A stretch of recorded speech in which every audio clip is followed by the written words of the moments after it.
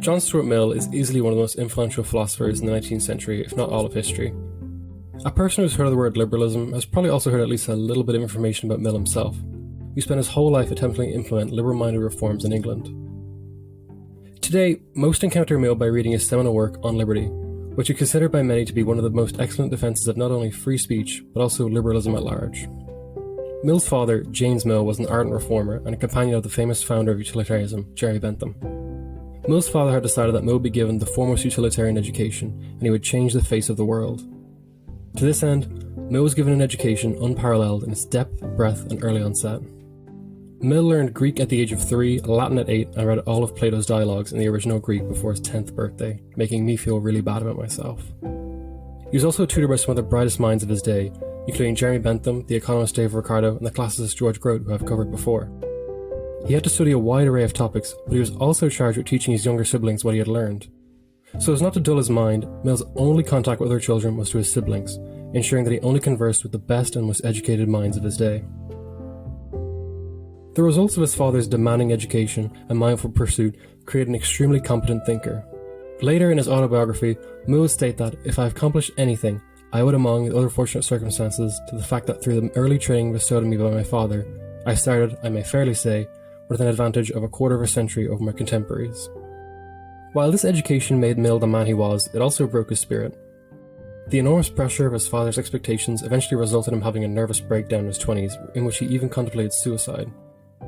Thankfully, Mill came out the other end of his depression by diving into poetry, learning of a world beyond utilitarian reasoning and rational logic to the higher ideals of a good life. Mill was well aware that his training had made him into a kind of reasoning machine, and that he lacked a certain degree of passion and intuitive grasp of more ephemeral yet necessary ideas. For a long time, he longed for a person to complement his thinking, and he found a person who completed him. Her name was Harriet Taylor. Plot twist of the century, today's episode is not about Mill. He has been thoroughly studied by scholars and popularised enough that if I did an episode on him, it would simply be lost in an ocean of other podcasts discussing Mill's ridiculously rigorous and great mind. Instead, I want to focus on someone who is indeed very Mill adjacent but often avoided.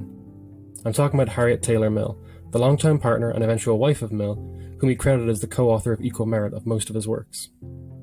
Don't believe me? Check this out. In a letter from 1854, Mill would write to Harriet, "I shall never be satisfied unless you allow our best book, the book which is to come, to have our two names on the title page. It ought to be so with everything I publish, for the better half of it is all yours." But, like many talented outspoken women throughout history, Harriet was subject to constant attacks from her contemporaries in Victorian England, and worse yet, subsequently, her reputation has often been savaged by scholars, who consider her little more than a bad influence on Mill's intellectual purity.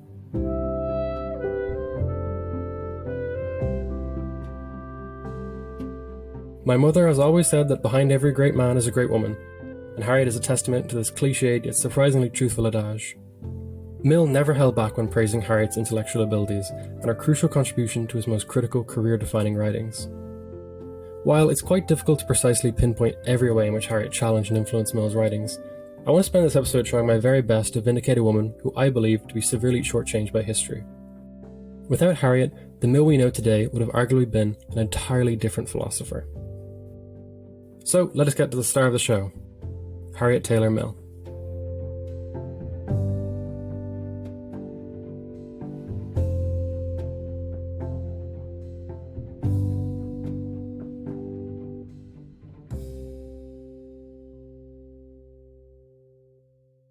The world of 19th century England which Harriet lived in was entirely different for women.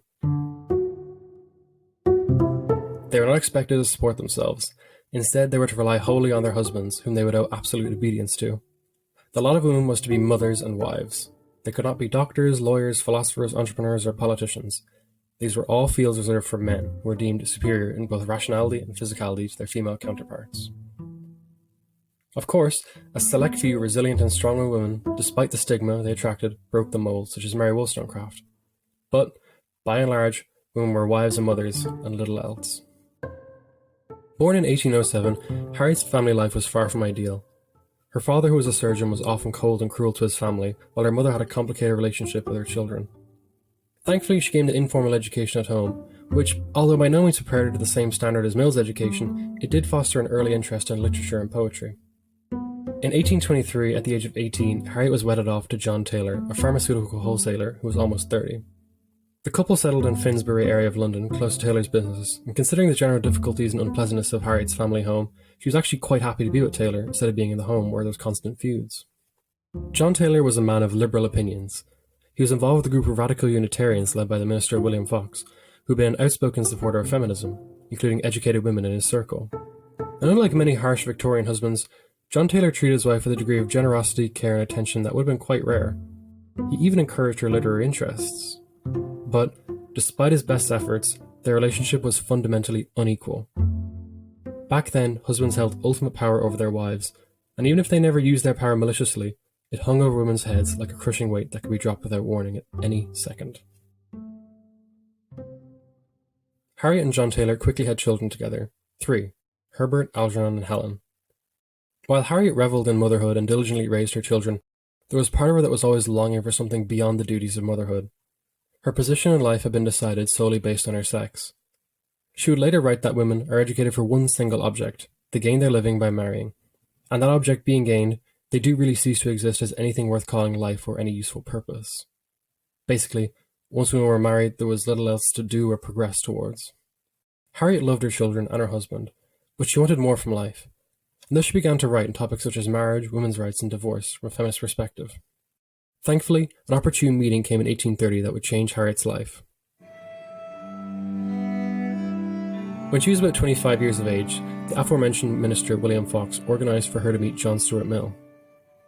The two hit it off instantly.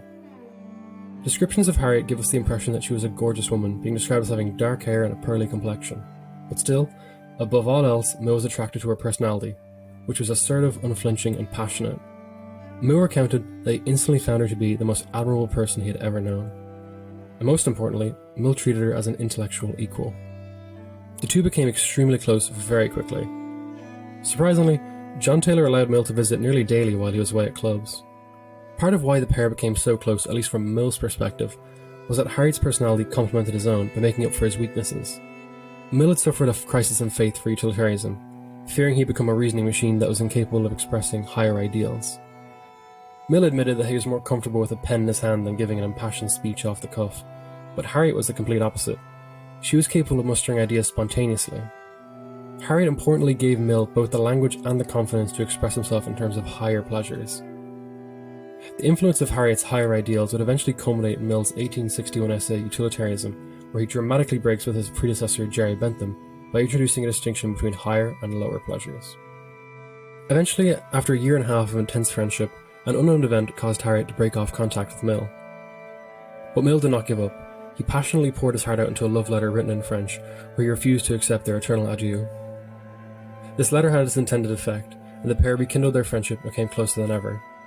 Lesson learned, always write love letters in French. They began writing essays back and forth on marriage, separation, and divorce, a topic they were deeply invested in for obvious reasons. Harriet's arguments within these exchanges later came to shape Mill's feminism within his essay on the subjection of women, which he considered a founding text of liberal feminism. By 1833, 3 years after Mill and Harriet had first met, John Taylor had become increasingly uncomfortable with Mill's relationship with his wife, and asked Harriet to break off all contact with him. But Harriet refused, and Taylor agreed to a trial separation. Harriet moved to Paris with their children and was joined by Mill. The two were extremely happy living together, but were both extremely nervous also of being ostracised by Victorian society. A scandalous relationship would destroy any prospects for Mill's career as a writer and a speaker, which he viewed as the primary vehicle for him doing good in the world. On the other hand, Harriet did not want to bring shame and scandal on her husband and her children. In her own words, she did not want to be the cause of durable wretchedness. Despite loving Mill, she did not want to ruin John Taylor's life by bringing shame and scandal there.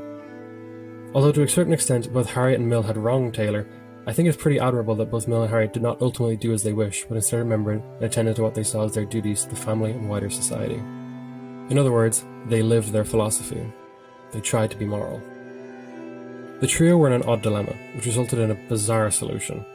The three decided that Harriet would return to London to live with Taylor and regularly see Mill, but she would not be a wife to either man. And though this allowed Harriet and Mill to continue their partnership, they still greatly feared the stigma of their judgmental peers. According to their letters, they used to meet at a rhino cage in London Zoo, because everyone around them would be too distracted by the exotic beast to notice them. In a note, Taylor even referred to the rhino as our old friend the rhino.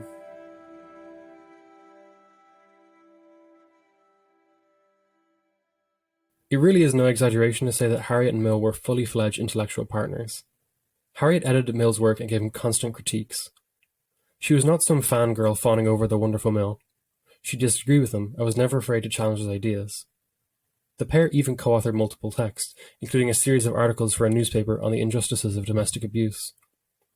The exchanges from their letters unveil a dynamic in which Mill authored most pieces while Harriet provided ideas and criticisms and did a hefty amount of editing. It is hard to tell what is wholly Mill's and what is wholly Harriet's, and this has led to many later scholars assuming Harriet's influence was minimal, and that for the most part, Mill's ideas are wholly a product of his own amazing mind.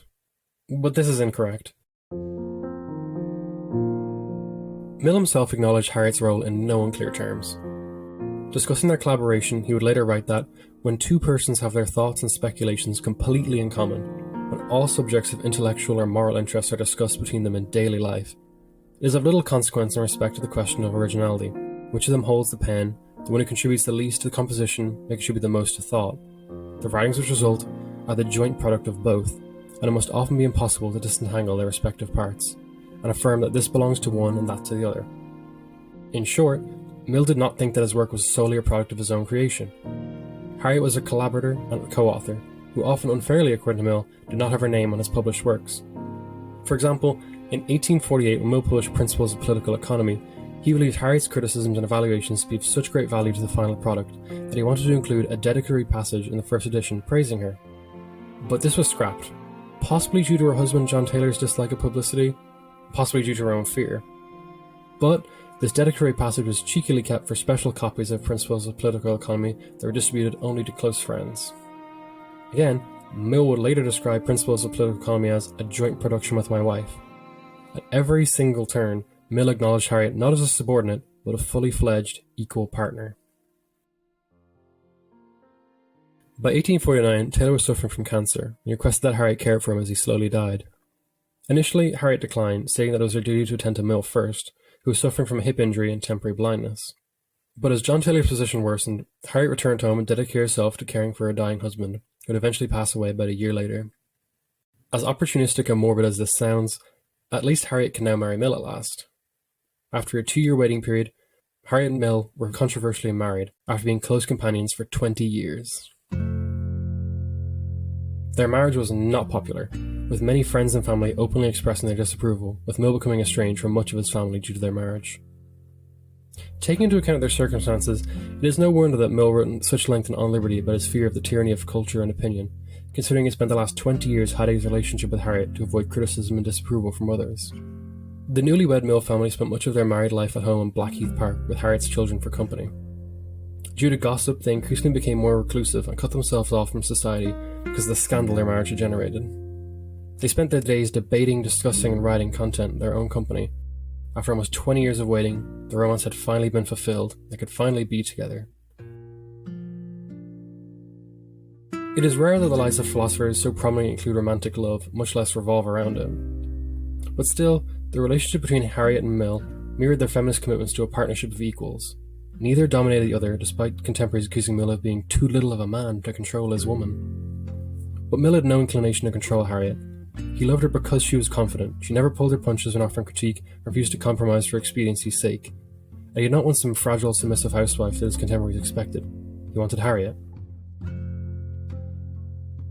While much of Harriet's work is seemingly inseparable from Mill's, we can see one particular work which is for the most part a creation wholly by Harriet. Her 1851 essay entitled The Enfranchisement of Women, which is worth discussing to view Harriet not merely as an extension of Mill, but a thinker in her own right. While Harriet published Enfranchisement anonymously, it was a relatively open secret that she was the author. Harriet's main point is that the emancipation of women must be facilitated not only by changing laws in the public sphere, but by changing power relations in the private sphere. The power of men over their wives, in Harriet's opinion, was analogous to the power of absolute monarchs over their subjects in the medieval ages. She wrote that, "It has reached the stage which the power of kings had arrived at, when opinion did not yet question the rightfulness of arbitrary power. This domination of men over women corrupts the character of both parties. By being denied political participation in the public sphere, women are made incapable of perceiving the common good and become quite selfish." But Harriet also argued that men's characters are made weak by their companions being so enfeebled. Overall, the saddest woman in the 19th century is, in Harriet's words, equally corrupting to both. In the one, it produces the vices of power, in the other, those of artifice. To remedy this, Harriet argues that women ought to be independent, instead of wholly reliant on their husbands, as was often the case in her time. Political independence through voting rights must also be coupled with economic independence. Women ought to be allowed to work and earn their own wages independently of men. While Mill was quite cautious about women entering the workforce and worrying about depressing wages, Harriet believed this was fundamental to gender justice. She read how infinitely preferable it is that part of the income should be part of the woman's earning, even if the aggregate sum were little increased by it. Harriet believed that both men and women were first and foremost individuals, and that each individual will prove his or her capacities in the only way which capacities can be proved: by trial. By the 1850s, the Mills became quite a reclusive family, only venturing out occasionally for purposes of travel. Both Mill and Harriet suffered from tuberculosis, and would often travel alone or together to better climates in order to alleviate their symptoms. By 1858, Miller retired from his long career at the East India Company, and the couple decided to travel across France. But, along the way, Harriet fell increasingly ill and fragile, and eventually passed away in Avignon. Mill was distraught after losing the love of his life, and he bought a house near the cemetery in which she was buried. 1 year after Harriet's death, Mill published his most celebrated essay, On Liberty, which has become a canonical text for libertarians and classical liberals. Mill dedicated On Liberty to Harriet, praising her by writing, "Were I but capable of interpreting to the world one half of the great thoughts and noble feelings which are buried in her grave, I should be the medium of greater benefit to it than is ever likely to rise from anything that I can write unprompted and unassisted by her." Mill in his autobiography recorded how, as with all of his writings, On Liberty was a collaborative effort between him and Harriet, writing that it was more directly and literally a joint production than anything else which bears my name, for there was not a sentence of it that was not several times gone through both of us together, turned over in many ways and carefully weeded of any faults. He even went as far as to say that the whole mode of thinking of which the book was the expression was emphatically hers. Mill would eventually die in 1878 and was buried in the same grave as his wife, although the lengthy and heartfelt inscription he left on her headstone meant that his own name couldn't fit in the grave, the one place, ironically, where Harriet's legacy is more prominent than Mill's. But the story of Harriet does not end with her death by any means. One of the most contested aspects of Mill's scholarship is Harriet's influence, which has often been downplayed by scholars until very recently. The history of philosophy is often conceived of as a study of great texts written by singular authors, generally the great man. There is not much of a vocabulary of collaboration within the history of philosophy, and because of this, scholars of the 20th century often did their best to minimize the influence of Harriet, or describe any influence she did have as a corrupting influence in the great pure intellect of Mill. Despite Mill's lavish praise, many scholars agree with their misogynistic standards of Mill's contemporaries, assuming that Mill was exaggerating her intelligence, and in reality, he was merely charmed and transfixed by this woman who simply fed his ego. One scholar has even gone as far as to say that without Harriet, Mill would still be Mill, and regardless of whom he married, his thought would basically be the same. But these kinds of observations are completely divorced from reality. Any married person will tell you firsthand that the person you marry has a colossal effect on your attitudes and thoughts, especially when you treat them like an equal. Another hilariously stupid scholarly assessment argued that Mill loved Harriet because her name was Harriet, the name of Mill's mother and sister. Yes, Mill spent 20 years entranced by Harriet, meeting her in secret and collaborating with her because her name had some sort of Freudian connection. Thankfully, due to the more balanced work of people like Alice Rossi and Joel and Jacob's scrupulous scholarship, we're beginning to get a clearer picture of Harriet's neglected legacy, so thank you very much for that. So why has Harriet been so hard done by then? I believe there are a few factors at play. Firstly, philosophy, as previously stated, is perceived as a highly individualistic field that does not lend itself well to collaboration. Secondly, Harriet was not loved by Mill's peers, who were philosophical radicals who aimed at reforming the legal system. Harriet, on the other hand, came from a radical Unitarian background, which argued radical moral reform is what needed, not just legislative changes. Mill's peers in general had a very low assessment of Harriet, often commenting on how Mill overrated her intellect. We shouldn't exactly ignore these comments, but we should also remember that we are listening to the opinions of Victorian Englishmen who often had pretty shallow opinions of women. Harriet was no wallflower. She was a headstrong person who had no qualms asking hard questions and not backing down, at a time women were expected to be submissive to men. Harriet's unflinching attitude made men pretty uncomfortable. Thirdly, the history of philosophy revolves around great texts, and Harriet didn't exactly contribute a large body of original written work. Instead, she edited critiqued to Mill's work. She is not deemed as important or original as the esteemed Mill, but I believe this to be a grave error. If we consider Mill to be one of the most important liberal thinkers who has ever lived, then we ought to think of Harriet as an indispensable aspect of Mill's life and thought. In Mill's own words, she was the driving force behind his most original and celebrated works, such as On Liberty, which was one of my early introductions to libertarian ideas. When I first read On Liberty, I concluded that Mill was a genius and told people that he was the cause of me delving into more liberal ideas. But now I know that I also owe a debt to the forgotten and often criticised Harriet. They say behind every great man is a great woman, but Harriet Taylor Mill fought for a future where we could say beside every great man is a great woman.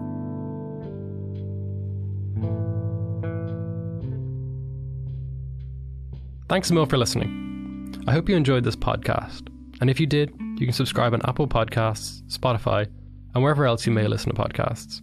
Visit the website www.libertarianism.org to find more podcasts like this one. I hope to see you next time.